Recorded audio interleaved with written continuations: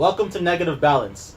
For this episode, we're going to be talking about innovation and how it may get a bad rap sooner than later. But first, to start off, my name's Jamar. I'll be today's host. I'm with. I'm Juanita. I'm Anuj. And I'm Meldon.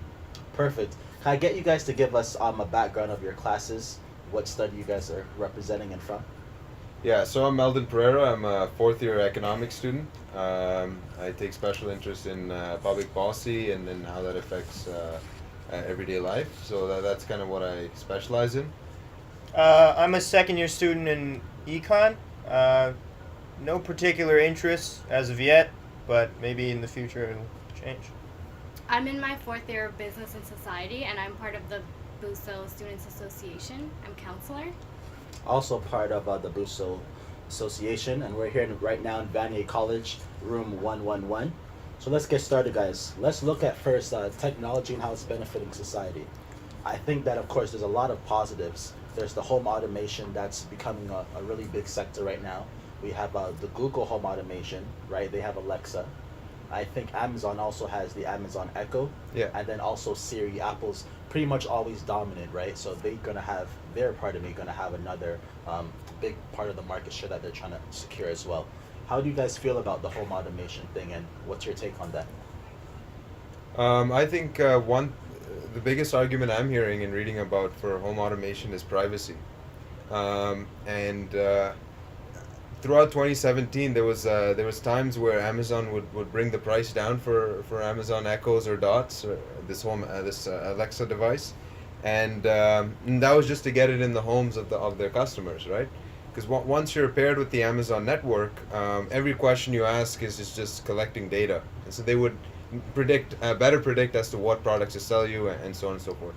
At some point, these sort of systems will be vulnerable. I like the whole production aspect of it. It makes our lives easier, but there needs to be privacy, and that needs to be addressed. And once that's addressed, I think this technology just take off, right? Okay. So that's my stance. I think one thing that you have to think about is, there's this common phrase: if you're not paying for a service, then you're the product, right?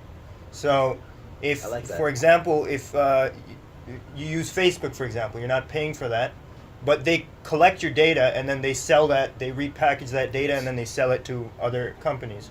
So if you're okay with this, then you can use it, right? Facebook is obviously convenient. Amazon's product, their Alexa, or is it I called? believe Alexa belongs Alexa, to Amazon, yeah. is it? Right. Yeah. So. No, that's Google. I'm sorry. Oh, I is think that Google Google? has the Alexa. Okay, yeah, they all have very similar For sure. assistant Right. like apps, right? Yeah. So, and that might increase your convenience, right? Like you can buy things on the fly, but then they're also recording your data, and Okay. they might Yeah. sell that to other companies. So you should probably read about it and become a more informed consumer, and then if that's something that you're okay with, then you can go ahead and Do you use think that. that's a fair trade-off? Like for a free service, right? Mhm. We definitely benefit from Facebook a whole lot. I know I get a pleasure out of seeing how many Facebook friends I have, and I hope it's a vanity, right? I hope that number keeps increasing, but Facebook has a multitude of advantages. Even the voice calling, there's almost like a Skype platform. Yeah. And then their integration with other platforms, because they're buying them Yeah. up as well. So do you think that's a fair trade-off for having that free service at our disposal? I feel like everyone's listening. I'm on your phone. Someone mentioned to me that I think I heard it on the radio, if you're talking about like a car or something, pictures of a car or ads will pop up on your phone just randomly. So you don't have to be committed to a particular app or service. It's already on your phone. So is that business model then, would you say, is a fair trade-off? Yeah, I support that business model, but I think again the privacy aspect has to be addressed at some point. I mean, we all use Facebook here since we were in high school, Right. and looking at Facebook now as I'm leaving the door here,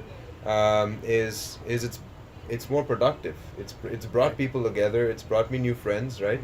And that's a really good thing. But again, if all this data is vulnerable to hack, or if advertisers were to abuse this sort of data, then that's going to be a problem with everyone, right? Because a lot of us trust the platform, and as soon as you lose trust, people won't adopt the platform.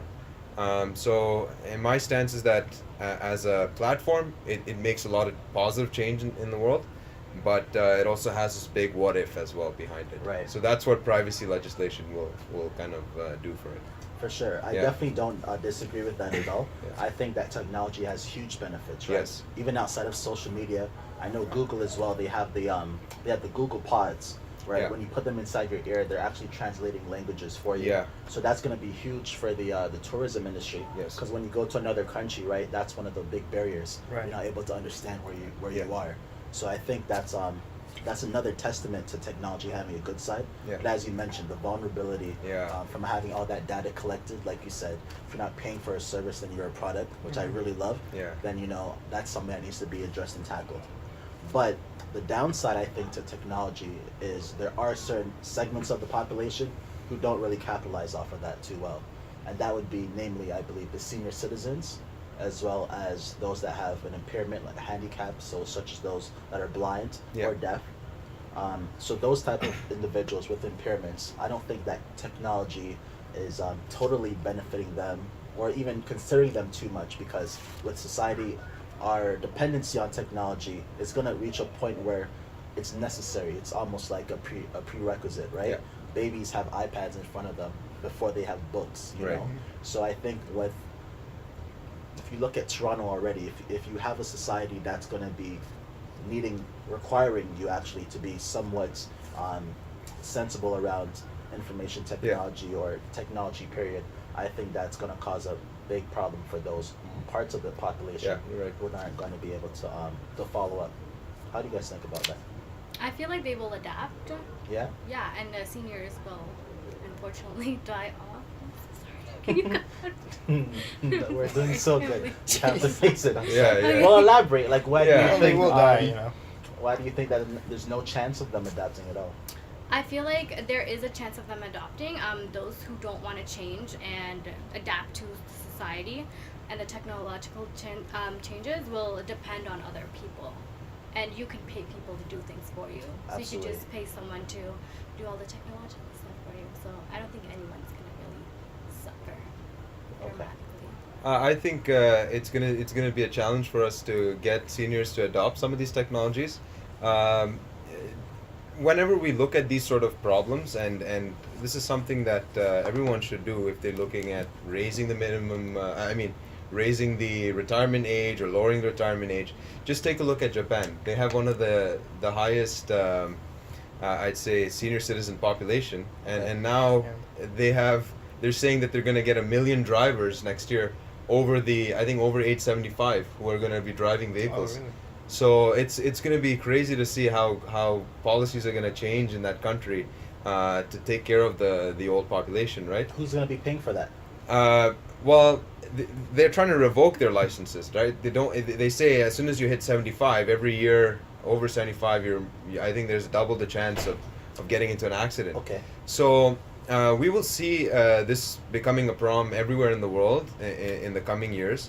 And Japan will be the first one who will deal with this, and based on their trial and error, we can know how to designate policies, and allow and know how to transition seniors to our path.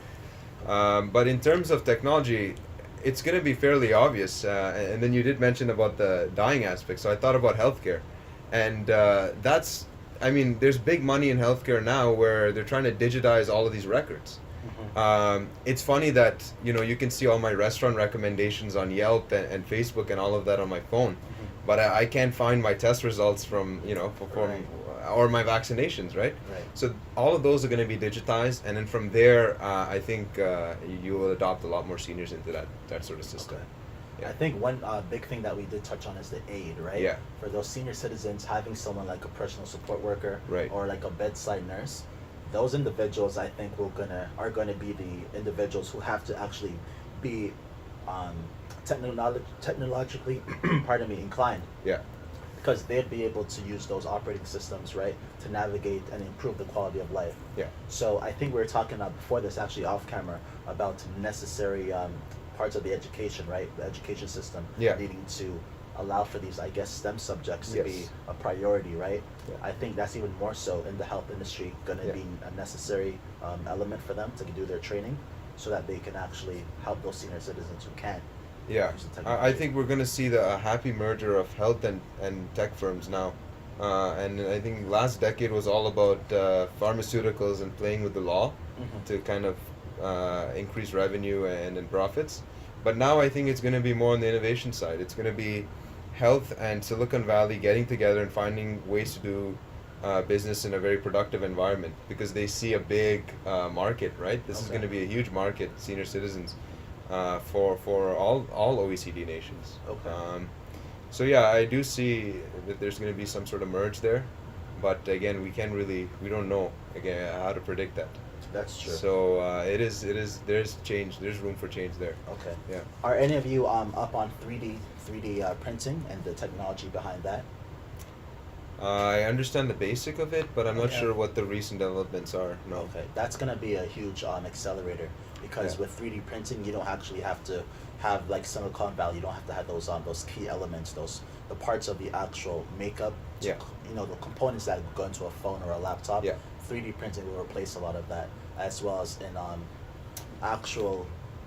I think it's biotechnology, right? When you have like a foot. Yeah. It's not actually like a physical foot, but like the metallic part that's able to uphold people who don't actually have Yeah. both feet. No, that's printing's really- gonna yeah. be able to service that.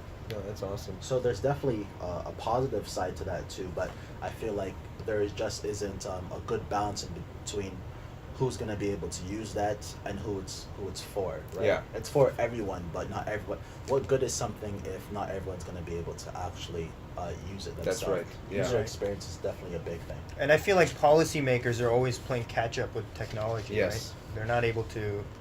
They're not fast enough to react. Yeah. So, Not only that, I'm a firm believer in the free markets. That the free markets will figure something out, and sometimes we need policies to address the concerns. That's why I was screaming about privacy laws before. But what I see is, let's look at Facebook and Amazon and all of these other companies, these high-tech Silicon Valley firms, and they realize that their profit base, their revenue base, or the revenue source, is drying up.